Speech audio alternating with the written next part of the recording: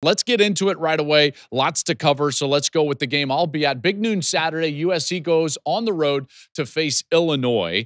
USC is a 6.5-point favorite in this one. I'm really encouraged by USC's run game. I've constantly said over the course of the offseason, as you know, if you've been watching this program, that I think that Lincoln Riley is always at his best when they are dominant on the ground running the football. That's what was the case at OU. And that has been the case this year with Wayman Jordan at running back and others, by the way, stable of backs there, and an offensive line that is clearly a lot better, bigger, and more physical than what USC has had over the last couple of years. This offense looks a lot more like the Lincoln Riley offenses that we saw at Oklahoma.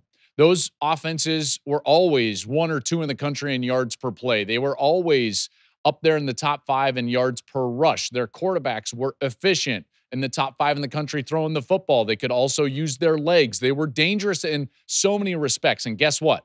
That's exactly what USC is now under Lincoln Riley. This offense looks very similar. In fact, they're number 1 in the country right now in yards per play. They're second in yards per pass attempt. They're third in yards per carry. So it doesn't matter what they're trying to do. They've been very efficient. Now, their level of competition has not been great, but I do think Michigan State's probably a little bit better than people are giving them credit. So that win last week and the offensive performance last week, I thought was outstanding for USC.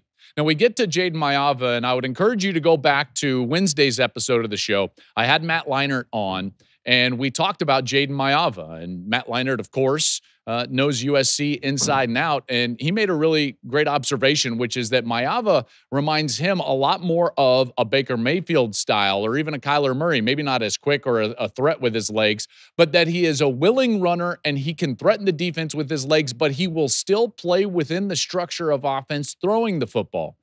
That was the secret sauce back in the day for Lincoln Riley and the Sooners, which is what made them one of the best and most prolific offenses in college football. That's exactly what they have here. So I'm a big fan of what Maiava has been doing. Maiava, in a lot of cases, in a lot of senses, has made a case to be one of the better players in college football. If you were making a short list right now for the Heisman Trophy, I do think he would have to be on it.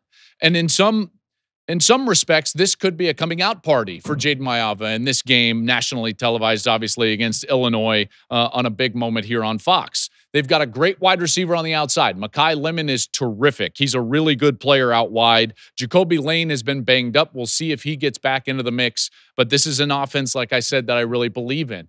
And they resemble a lot of what Indiana does, which is not great for Illinois. Because the last time we saw Illinois, they were giving up 63 points on the road last week to the Hoosiers. And part of that was the fact that Indiana could run it well and throw it well. Okay, that offense was clicking on all cylinders. And then devastating for Illinois, the injury situation for Brett Bielema is not good right now. And in the fourth quarter of last week's game against Indiana, they did not have a starter on the field in the secondary, not one. A couple of ankle injuries out wide at corner. A safety that went down to targeting, one that was now in the concussion protocol. So they could, in theory, get all of those guys back if they get healthy and they get cleared to play during the course of the week. But we shall see. If they don't have those guys on the field, it could be a really long day for Illinois. Trying to bounce back, certainly, and they're going to be facing a defense in USC that's been getting after the quarterback. Great stat that I gave in Wednesday's show, again, when Matt was on, so go check that out on the YouTube channel. USC has 16 sacks right now. They are one of the best pass rushing teams in the country so far. They have size up front. In fact, their average across their defensive line is 300 pounds. Last year, it was just over 270 pounds. So they're bigger. They're more ready and more established to go on the road and play Big Ten football. We will see it on Saturday, Big Noon Saturday. Gus Ginny and I will have the call as the Trojans, number 21 in the country, 6.5-point favorites at number 23 in the country, Illinois. Let's move on. Huge one at Penn State. My goodness, we've been pointing at this game the entire offseason and what it would mean for each program as Oregon goes on the road to face Penn State. Top 10 matchup. Oregon right now ranked number 6. Penn State ranked number 3. Penn State is favored at home by 3.5.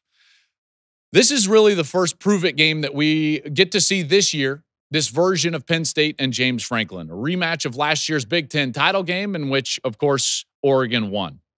Now, Penn State has not been good in these games, in these matchup games. Famously, we've been talking about this in the entire offseason. When is James Franklin and his group going to rise up and level up and win one of these games in which we would call it kind of a matchup game where talent is equated across each sideline? And in fact, if you look at the history, it's even worse than I think a lot of us think.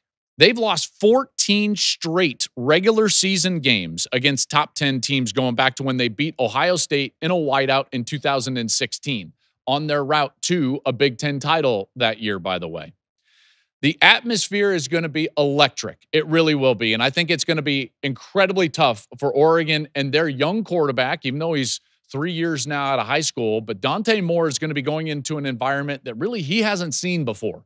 This is going to be one of the toughest environments that he's ever going to play in as a quarterback, and this team is going to have to run the football well. They've got a really deep stable of running backs, really 6 deep at running back. I like their offensive line a lot. They rebuilt that in the transfer portal, and they've got some real weapons on the outside. Now, I think Dante Moore is going to be built for this. I think that he's going to play well.